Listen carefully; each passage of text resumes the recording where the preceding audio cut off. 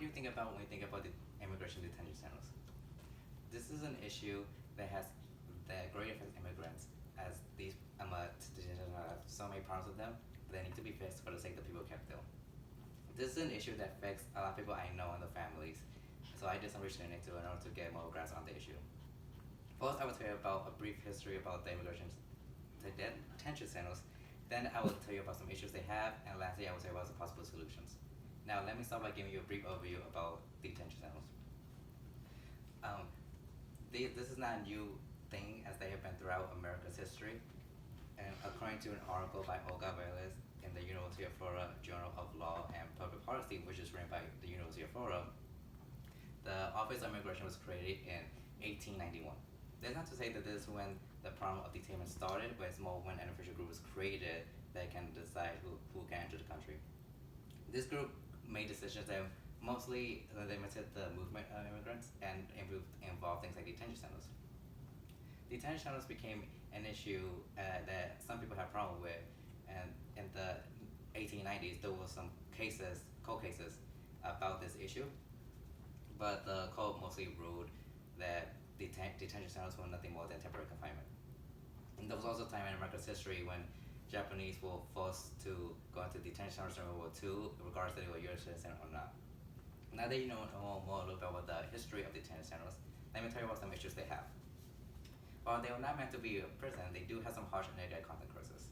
According to an article written by Kimberly O. Hamilton in the Berkeley Law Journal, which goes into the legal issues that affect the Latino community, detention centers have had more and more issues throughout the years. These are mostly due to the fact that now there are so many people in them that the federal government can't really keep track of all of them, and so they can't be closely monitored. This has led to issues of abuse and the fact that a lot of them don't get actual legal representation, and also the fact that when they move, the families aren't really notified.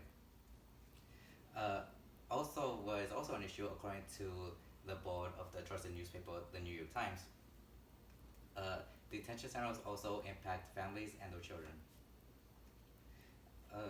According to this, it says that families are separated from because of detention centers, and also another impact is the fact that because of the resurgence of family detainment, it means that more children are separated, and some of them are forced to wear prison scrubs, which kind of show how they are more like prisons that they would like to admit. Now that I told you about some of the issues they have, let me offer some possible solutions. The ultimate alternatives that could limit the need for immigration centers. According to the previously mentioned article written by Olga Veles in the University of Florida Journal of Law and Public Policy, which is published by the University of Florida, there are some alternatives which could limit the need for them, which mostly due to the fact that we have more technology and resources, which create that can limit the need for actual detainment, such as a program called ISAP. And this program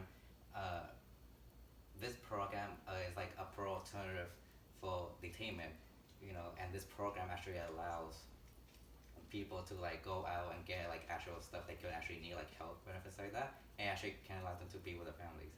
And another benefit from this could be that because if more people go into this program, then there could be less people in the actual detainment centers, which could maybe help the government, keep more of an oversight on them, because they won't be as overcrowded. Detention centers are an issue that won't be fixed anytime soon, but they are an issue that should be worked on. So to summarize, first I talked about the history of detention centers, then I talked about the issues they had, and lastly I offered some possible solutions to them.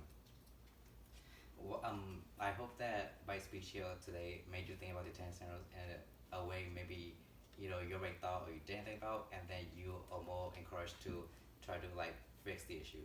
Thank you.